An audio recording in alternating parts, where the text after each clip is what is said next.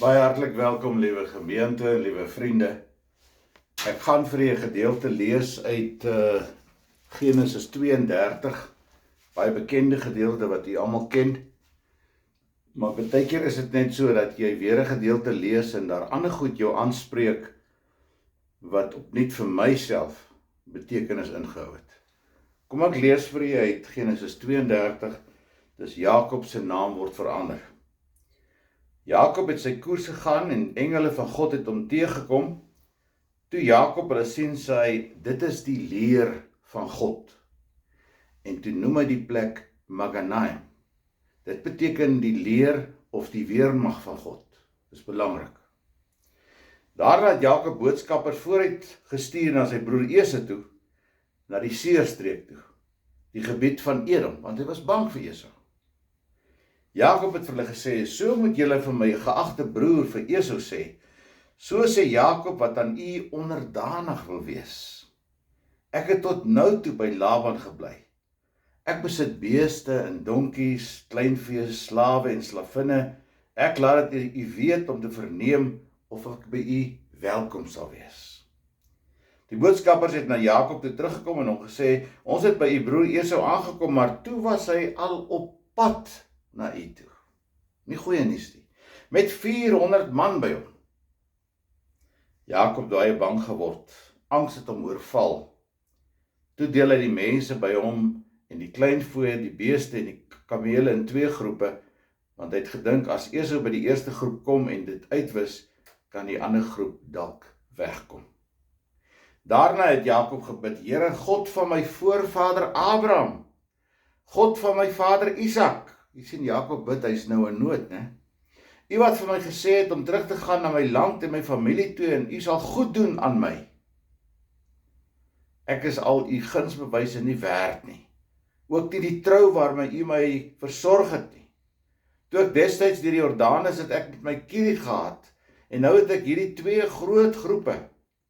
Red my tog uit die mag van my broer Esau. Ek is bang vir hom. Hy kan dalk kom en my doodmaak en ook my moeders en kinders. U het my tog beloof. Ek sal beslis goed doen aan jou. So herinner God aan die beloftes. U sal beslis goed doen aan my. Ek sal jou nageslag so baie maak soos die sand van die see wat nie getel kan word nie. Jakob het daar oornag en die volgende môre vat hy toe sy besitting 'n geskenk van sy broer Esau. En toe sit nou al die goed wat hy skenk. Vreeslike geskenk, 580 in totaal van bokke en skape en slawe en slavinne. Beeste. Jakob het dieselfde opdrag aan die tweede slaaf gegee en ook aan die derde en aan elkeen van die trop was. Jakob het vir hulle gesê, wat ek vir die voorste gesê het, moet julle almal vir Esau sê, as julle by hom kom. Want hy het gesê, ek wil graag in u guns wees. So hy is bietjie bang vir Esau en hy probeer ook nou bietjie wit voetjie soek.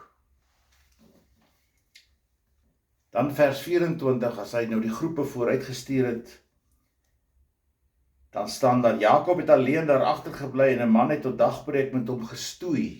'n man het tot dagbreek met hom gestoei. Toe die man agterkom dat hy nie vir Jakob kan wen nie, het die man terwyl hy met hom stoei vir Jakob teen die heup geslaan, sodat dit uit potjie gespring het. Moes harde ou gewees het. Die man het vir Jakob gesê, los my, want die dag breek. Jakob het geantwoord, ek sal net los as jy my seën. Toe vra die man, wat is jou naam? En hy antwoord, Jakob. En die man sê, jy sal nie meer Jakob genoem word nie, maar Israel. Want Jakob beteken bedrieër en Israel beteken man van God. En die man verander sy naam. Want jy het teen God en teen mense stryd gevoer en jy het end uit volgehou. Dis vir my mooi. Jy het end uit volgehou. Toe sê Jakob, sê my tog jou naam, en die man vra, waarom vra jy my naam? Het vir Jakob net daar geseën en Jakob het die plek Peniel genoem. Peniel beteken aangesig van God. Want hy het gesê, ek het God van aangesig tot aangesig gesien en tog het ek nie omgekom nie. Net toe Jakob het Peniel verbygaan, het die son opgekom. Dat is so mooi. Jakob het mank gebly aan sy heup en daarom eet die Israeliete tot nou toe die senuwee bondel wat aan die heup vaskom nie. Maar die man het vir Jakob teen sy heup geslaan op die senuwee.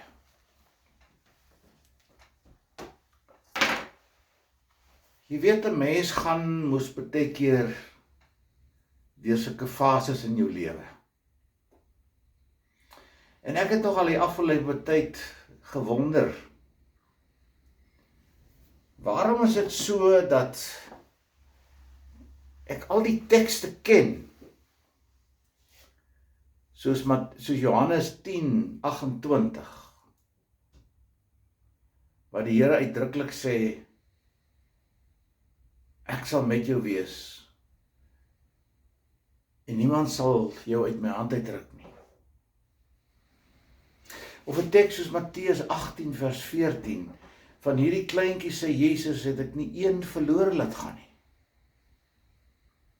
Of my Bybel het oopgeval by 'n plek waar daar so 'n kreukeltjie in was, Psalm 139 vers 16. Ek ken jou van in jou moederskoot af, voor jy nog gebore was. Ek het jou aan mekaar geweef. Ek ken jou binnekant en jou buitekant. Maar Here, waarom is dit so dat ek met U? Ek is in 'n verhouding met U. Waarom is dit so dat ek so sukkel? Waarom is dit die een terugslag na die ander? Waarom voel dit vir my, ek lig net nie my kop bo die water uit nie? Waarom voel dit vir my, jy het my vergeet? Calvin het nogal hieroor geskryf en gesê, God fight with his left hand against us, and with his right hand for us. En dan hoop ek maar as ek dit lees van Calvin en sy konstitusie, dat God in sy regterhand sterker is.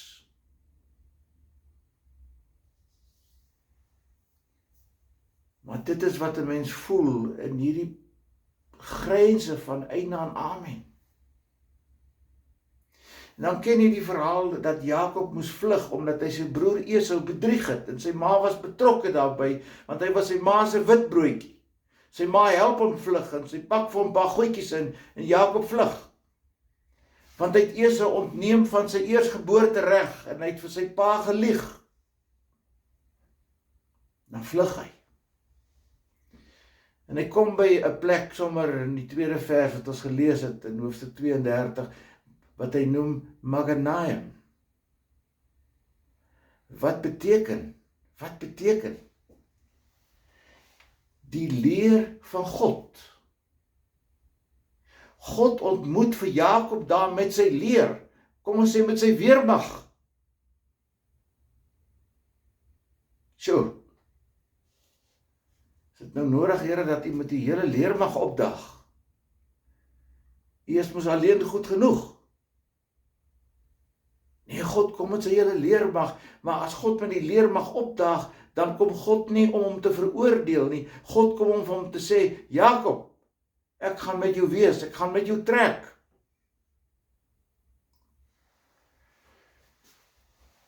En dan is dit nog steeds, en ek kry dit maar altyd by alle mense, is daar die twee kampe. Jakob probeer sy planne loshal van God se planne. En Jakob verdeel sy mense in 3 verskillende kampe. En hy stuur boodskappers vooruit na Esau om te sê, gaan kyk bietjie, waar is Esau, dat julle net vir Esau kan sê, ek wil graag aan hom onderdanig wees, ek wil sy jongste broer wees, hy is nog steeds my oudste broer. Maar die boodskappers kom gou terug om te sê, nee, Esau is reeds op pad met 400 man. Tjoh, Jakob raak benoud. En dan bid hy. Hy bid tot God van die voorvaders en sy voorouers, want hy herinner God aan sy beloftes, dat God vir hom 'n groot nageslag sal maak, en dat God vir hom 'n land sal gee, en dat God met hom sal wees. Hy herinner God so 'n bietjie asof God vergeet het. God is mos die God van my voorouers. En dan stuur hy weer geskenke na Esau toe. Toe hy probeer van sy kant af nog alles. En hy stuur op die ouend 580 bokke, skape, beeste, slawe, slavinne, om Esau te beïndruk en vir Esau se guns te wen. En dan deur die Jabok drif stuur hy sy vrou en kinders, die laaste, en dan bly hy alleen agter. En dis daar waar alles begin. Daai alleen agterbly by God. Hy bly alleen agter. En daar vind 'n stoei geveg plaas tussen hom en 'n man.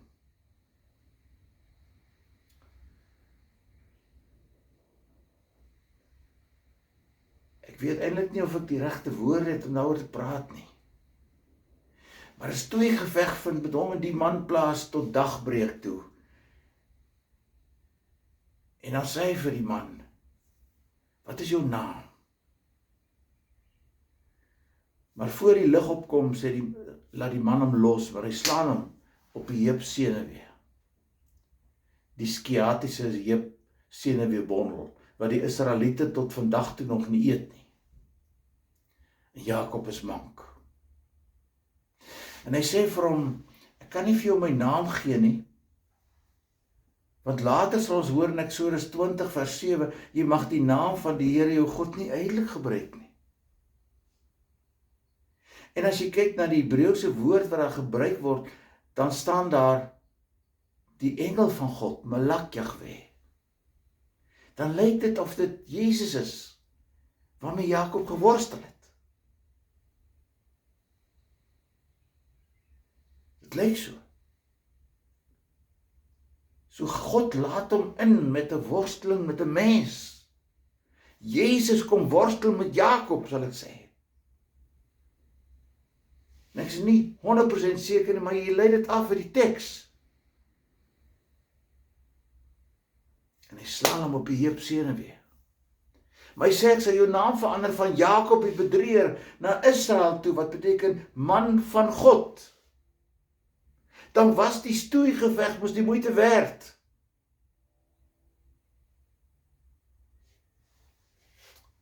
Later in die Bybel, in Obadja, sal jy hoor, dat daar met Esau ook 'n bietjie boeke gevat is. As gevolg van wat plaasgevind het. En die interessante ding is, dat Dawid later ook by Maganaim sou skuilings soek toe hy moes vlug vir sy seun, vir sy eie seun Absalom. 2 Samuel 16. Ons sal ook lees van die 2 kampe, toe Elisa in 2 Konings 6 gekonfronteer is deur die vyand en sy wapendraer Gehasie bang geraak het en hy vir Gehasie gesê het, jy moet mooi kyk, die wat by ons is meer as die wat by hulle is. En dan sien Gehasie die duisende mense wat op die heuwel staan, wat eintlik hulle beskerm. Wat God voorsien. Dan kry jy die indruk, maar God is nog die hele tyd daar, ook in jou diepste nood.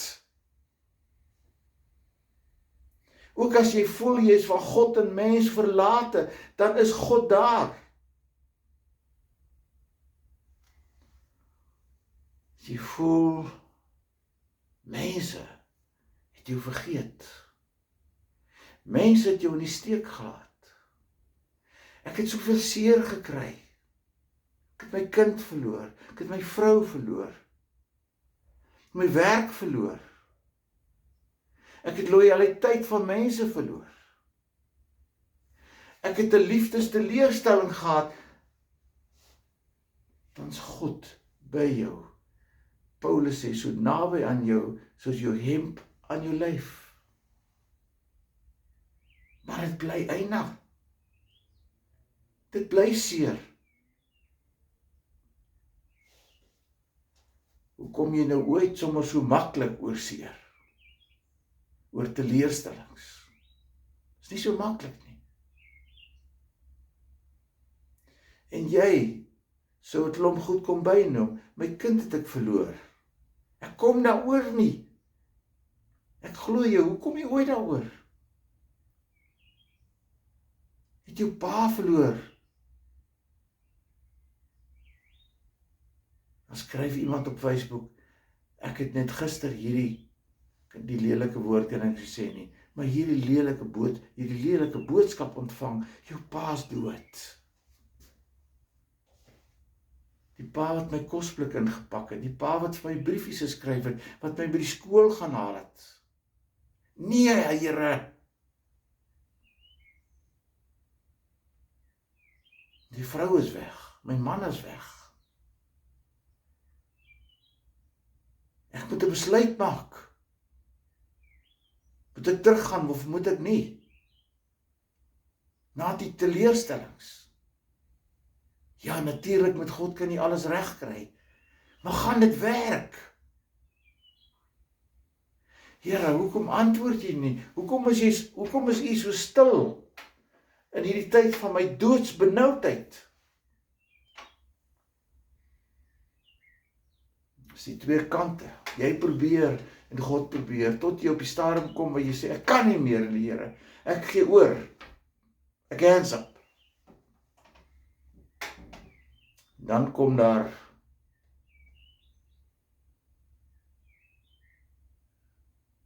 Jakob by Peniel.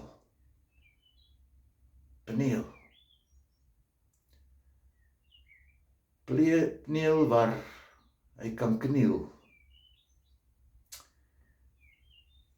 En hy die beloftes van God weer hoor. En hoor net wat staan daar so mooi. En as hy by kniel verbygaan, dan het die son opgekom, die dag breek. Dis poëties baie mooi. Dan kom lig, dan kom verandering, die dag breek. Alhoewel hy mank is, want hy is mos geslaan op die heup, senuweebondel, sciatica. Kom die son van hom op. Breek die dag breek bloedrooi aan. En is daar hoop vir hom. Is dit nie mooi nie? Calvin skryf, wat ek in die begin gesê, God fights with his left hand against us, and with his right hand for us. Maar dan wil ek tog vra, Here, mag ek met die stoei? Ek dink nie ek sal die geveg wen nie, ek gaan dit verseker nie wen nie. Want ek is in my gees swak en ek is nooit opgewasse teen U nie. Nooit in der ewigheid nie. Maar Here, ek het U so nodig, dat U my sal krag gee, dat U my sal vertroos, en dat U die pad vir my sal gelyk maak. Dat U my sal bietjie bewaar van hierdie terugslaan teëspoed. Ja, Calvin sê ook, God veg dikwels met ons teen ons. Maar dan wil ek vra, Here, hou bietjie op om teen my te veg. Veg net 'n rukkie vir my. Want U het deur Christus aan die kruis bewys, toe U die magte van die doderyk oorwin het. Toe Paulus uitgeroep het, dood, waar is jou angel? Omdat U die dood in nekslag toegedien het, omdat U die dood in die tafel van roelers 'n stuk plank oor die knie stikkend gebreek het. Maar nou terwyl ek op aarde is, ek wens ek was al in die hemel, maar nou terwyl ek op aarde is, vra ek dat U asseblief, Here, asseblief, my pad bietjie sal gelyk maak. Want alleen kan ek dit nie maak nie. En dit lyk of daar nie eintlik support is van 'n kerk en van dominees en van mense nie. En van familie en vriende nie. Jawel, daar is tog. Maar ek sien dit dalk net nie raak nie. 'n Worsteling met God is nie kinderspeletjies nie. Dit gaan tussen die grense van eina en amen. Here, ons wil regtig hê dat U met ons almal in 'n verhouding sal staan en ons met U, en dat ons nie ons kant heeltyd sal beveg nie, maar dit 'n slaggie oorlaat aan U en in 'n geveg met U betrokke raak. Al moet ons aan mank daar uitstap, Here, dan stap ons die dagbreek wat rooi breek tegemoet, maar met 'n lied in my hart. Ek wil vra dat U sal wees met baie mense wat leef tussen grense van eina en amen. Mense wat seer het, mense wat besluite moet neem, mense wat oor seer moet kom, omdat daar nie 'n ander uitweg is nie. Dat U met ons sal wees. En dat ons desperaat aan U sal vasklou, soos wanneer iemand 'n drenkeling is en hy moet vashou aan sy lewensredder. Want U is my lewensredder. Amen.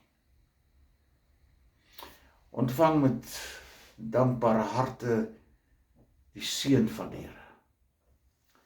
Mag die genade van ons Here Jesus Christus en die liefde van God, ons Vader, wat ons nie sal los nie, wat jou nie sal los nie,